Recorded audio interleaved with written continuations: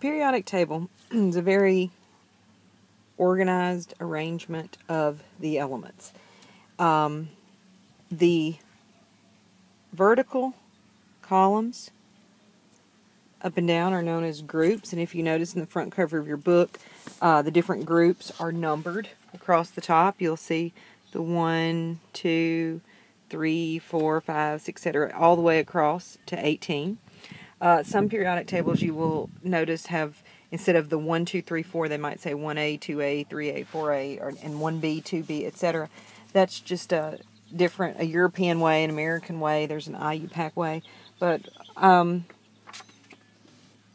we'll probably stick to the 1, 2, 3, 4 designation, like you see at the front cover of your book. So that's the vertical rows. The left and right, these are known as groups, and likewise they're numbered down the left side of the periodic table, 1, 2, 3, 4, 5, etc. And we'll get more into later what those numbers mean when we get to a chapter on quantum theory. But right now we're more concerned with the numberings that you would see at the top. Okay. Now, these different numberings also, some of these groups have certain names. For example, group 1, those are also known as alkali metals. And of course, by group 1, I'm talking about hydrogen, lithium, sodium, potassium, rubidium, cesium, and francium. Group 2, those are known as alkaline earth metals.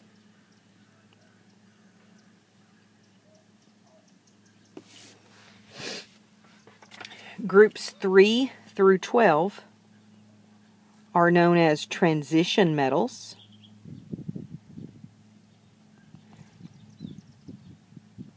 And you'll notice there's the word metals in each of those names. We're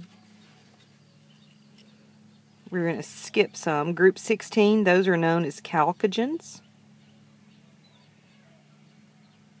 Group 17, those are known as halogens. And you probably know what group 18 is referred to. Those are known as the noble gases. Okay? I pointed out that groups 1, 2, and 3 through 12 are named as metals. And if you look in the front cover of your chemistry book, there's different shades. There's metals, metalloids, and nonmetals. And there's a stair step that starts up here at boron that cuts down through the periodic table that separates metals. Everything over here, these are known as metals, from the nonmetals. These in the upper right corner are known as nonmetals. And you'll notice there's some elements that fall along this stair step that are classified as metalloids. And these different classes of elements have different chemical properties. For example, metals. You're probably aware of some of the properties of metals, like they're good conductors of heat and electricity, copper wiring, etc. Nonmetals are not good conductors of heat, not good conductors of electricity. Metals are malleable. They can be shaped into things like pots and pans and automobiles, equipment, machines, motors, etc. That's not the case, of course, with nonmetals. So the metals and the nonmetals classification, it does distinguish them from some different properties. Also, elements that are all in a group, like if they're all in group 1, if they're all alkali metals, lithium, sodium, potassium, etc., those would all have same chemical properties. For example, all the group 1 metals, they can react violently with water. And you could Google some reactions of that and see sodium metal with water reacts violently with water. You know, other metals react with water like iron will, but it forms rust. It's not a really rapid reaction. It takes a lot of time for iron to rust. But sodium reacting with water, that'll happen right before your eyes. Likewise, potassium, and that's all group 1 metals. Group 18, the noble gases, they all have similar chemical properties as well. The noble gases are not very reactive. Okay, they don't react with other substances easily. They can, but it has to be under extreme conditions in a laboratory to make that happen. So also realize that different groups are going to have some different properties amongst them. I'm sorry, certain groups are going to have all of the same property but different amongst different groups. Now when two elements chemically combine together and form a bond, they make a compound. And there's different types of compounds. You can have a molecule. For example, a molecule of water, and you know that the formula for water is H2O. And a molecule of water would be 2 hydrogens and 1 oxygen. And this would be the chemical formula for water. Structural formula often for water might look like this. A structural formula would show you what is bonded to what. And there's different pictures of those types of formulas in your book. There's some ball and stick models of formulas in your book as well. But water is an example of a molecular compound.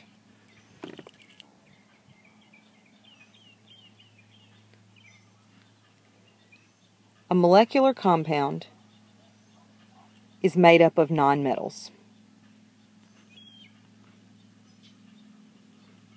And if you'll recall, when I drew the periodic table earlier, I showed you up here, these are the nonmetals. So molecular compounds are made completely from elements in that area of the periodic table, like water. NO2, nitrogen dioxide, would be a molecular compound. CO2 would be a molecular compound. Now, some compounds are formed when a metal and a nonmetal combine. And when you have a metal plus a nonmetal together in a compound, this type of compound is known as an ionic compound. An example of an ionic compound, if I write NaCl, what is that? Well, NaCl, you should know that is sodium chloride. Okay? So that's an example of an ionic compound. So now what I want to look at is naming different types of compounds. And before we get into that, I need to elaborate a little bit on a term, ion.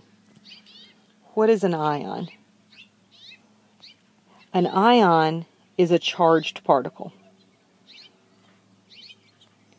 And how does something get a charge? Well, in order to have a charge, and we've talked about this before in a previous video, when we were looking at like P32 with a -3 charge. Well, that would be an ion, a phosphorus, because it would have a charge. To get a charge, you have to add or remove electrons. So in changing the number of electrons is how something ends up with a charge. If you add electrons, then you're going to have a negative charge. So you're going to be an anion. Anions have negative charges. If you remove electrons, that's going to give you a positive charge. And that would be called a cation. So cations are positive and anions are negative. It's important to note that certain elements on the periodic table want to have certain charges. And there's a pattern on the periodic table that can really help us out in understanding ions. Okay, first off, we should realize that metals tend to be positive. If they're not neutral, a metal is going to be positive. And for now, we will look at nonmetals being negative. And we're going to see later that that's not always the case. But for now, let's just say that nonmetals are negative. So metals are positive and nonmetals are negative. And I'm going to do another drawing of my periodic table.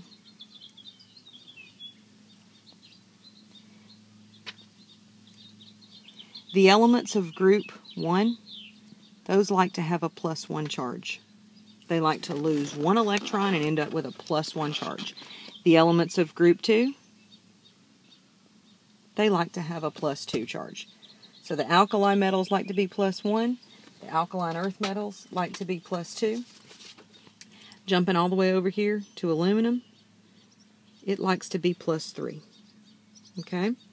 The transition metals, they like to be positive, but they can be +1, +2, +3. They can vary. They can have different charges, okay? And I'll show you later how you know what charge it has. So, first of all, looking at the positively charged stuff. How do you name a cation? Because cations have a positive charge. Well, sodium, for example. If I said sodium, or if you said sodium, you're just talking about plain old Na. That is sodium. Now, what kind of charge does sodium like to have? Well, if I look at the periodic table, I'll find sodium in group 1. Everything in group 1 likes to have a +1 charge. So how do I distinguish Na from Na with a +1 charge? Well, when I name Na with a +1 charge, I would name it the sodium ion. I simply add the word ion on the end. Likewise, what if I said calcium ion? Well, you know that calcium is Ca, but because I said calcium ion, it has to have a charge, and I would know that it has a +2 charge because calcium's in +2, in group 2. So anything in group 2, magnesium ion, calcium ion, strontium ion, barium ion, those would all have a +2 charge. So let's look at those transition metals then. If I said iron, you know that the symbol for iron is Fe. But if I said iron ion, well, you know it's going to be a +2 charge. You know it's going to be a positive charge because it's a metal. But you don't know what charge it would have. You don't know what charge it would have because I told you a second ago, those transition metals can be +1, +2, +3. Hey, they can even be +4s and +5s. So how do you know what charge if I said iron ion? Well, you don't. Likewise, if you tell me iron ion, I don't know what charge. So I have to name it, telling you the charge. If I write Fe with a +2 charge, well, now you know it has a +2 charge. So when I name it, I have to name it iron 2 ion. Put a Roman numeral in parentheses right after the name of the element. What if I didn't want it to have a +2 charge? What if I wanted iron to have a +3 charge? Well, I would name that iron 3 ion. And what would I write? I would write Fe with a +3 charge. So that rule applies to all transition metals. On transition metals only do I have to have a charge, a number in the name. Okay? And that's the cations. Cations have lost electrons to end up with a positive charge. What about the anions? Well, we said earlier that the nonmetals tend to have a negative charge. So here's how the trend works for negative charges. Remember this last group? We said those are noble gases. And I mentioned earlier that those things don't like to react. So since they don't like to react, y'all, they don't like to have a charge either. So noble gases have no charge. I step back one group to these halogens, starting with fluorine, chlorine, bromine, iodine. Those like to have a -1 charge. The next group, starting at the top with oxygen, sulfur, selenium, those like to have a -2. Nitrogen and phosphorus, those like to have -3. So coming from the left side of your periodic table, it goes +1, +2, and then +3 for aluminum. Coming from the right side of the periodic table, skip the noble gases, it goes -1, -2, -3. And that's going to be for the non-metals, or negative. So we went over naming cations. If it's a negative charge, what's it called? It's called an anion. So let's look at naming anions. Cl, that's an atom of chlorine. What kind of charge would Cl like to have? I can tell from looking at the periodic table. I see where Cl is on the periodic table, so I know it would like to have a -1 charge. We've got to do a little bit different here. We're not going to call that a chlorine ion. When it's anions, when they have a negative charge, we've got to change the name a little bit. Instead of it ending in ine, we've got to change it so that it ends in ide. So that would be the chloride ion. What kind of charge would oxygen like to have? Oxygen would have a -2 charge. I know that from where it is on the periodic table. So plain old O would be an atom of oxygen, but O with a -2 charge is the oxide ion. What if I said nitride ion? What element and what charge do you think that is? If I said nitride ion, it would be N with a -3 charge. Okay, so what we've gone over in naming the cations and naming the anions, all of these that we've named, they are monoatomic ions. The prefix mono means one. Okay, so they're one atom ions. It's just an atom of oxygen. It's just an atom of chlorine. It's just an atom of sodium or potassium or whatever. There are also some ions that are known as polyatomic ions. Poly meaning more than one. Some examples of some polyatomic ions. Nitrate ion is NO3 with a -1 charge. There's the nitrite ion. Very similar names, one letter different, but they are different. One's NO3, one's NO2. There's the ammonium ion, NH4 with a +1 charge, etc. In your book, you will find a list of polyatomic ions. You have to memorize the list. As chemists, the more you use them, you're going to get more comfortable with them, but we're going to have to learn them fast. So you want to memorize that list of polyatomic ions because you will not be able to look them up, and many times you're just not going to have time to look up what the polyatomic ion is, what goes with that name. Now, when we put a cation together with an anion, we form a certain type of compound. It's when we put a metal together with a nonmetal, we form an ionic compound. So I've gone back a few slides here. A metal plus a nonmetal makes an ionic compound. Well, we just got through going over that metals are positive and nonmetals are negative. So another way of saying this metal plus a nonmetal, some people will say a cation plus an anion. And in our example here, we use sodium chloride. Well, what's the cation in that? The cation is the sodium ion. And we know it has a +1 because it's in group 1 on the periodic table. The anion is the chloride ion. And we know it has a -1 charge because it's in group 17 on the periodic table. So, in making sodium chloride, we took a sodium ion and a chloride ion, and we put them together, and we dropped the ion name, and so we just had sodium chloride. And you already knew that name. How did we know it was NaCl?